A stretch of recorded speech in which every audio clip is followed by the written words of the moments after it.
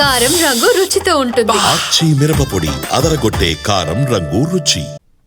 AP ఆర్థిక పరిస్థితిపై మాజీ సీఎం జగన్ ఆందోళన వ్యక్తం చేశారు. ప్రధానంగా ఆదాయాలు తగ్గిపోయి అప్పులు పెరిగిపోవడంపై ఆగ్రహం వ్యక్తం చేశారు.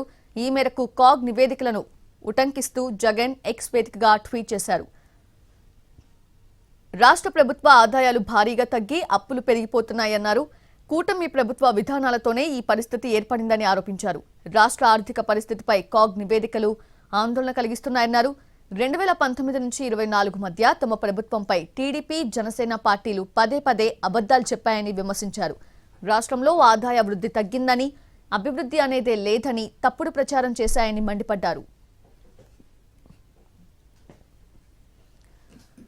2024-25 ఆర్థిక సంవత్సరంలో రాష్ట్ర ప్రభుత్వ సొంత ఆదాయాలు కేవలం 3.08% మాత్రమే పెరిగాయని ట్వీట్లో పేర్కొన్నారు.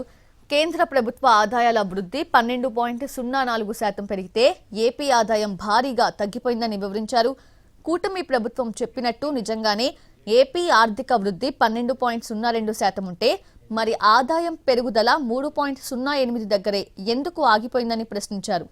గతేడాదితో పోల్చితే ఈ ఏడాది కొంత ఆశాజనకంగా ఉంటుందనుకుంటే మొదటి 4 నెలల్లో కూడా అదే పరిస్థితి నెలకొందని తప్పుపట్టారు.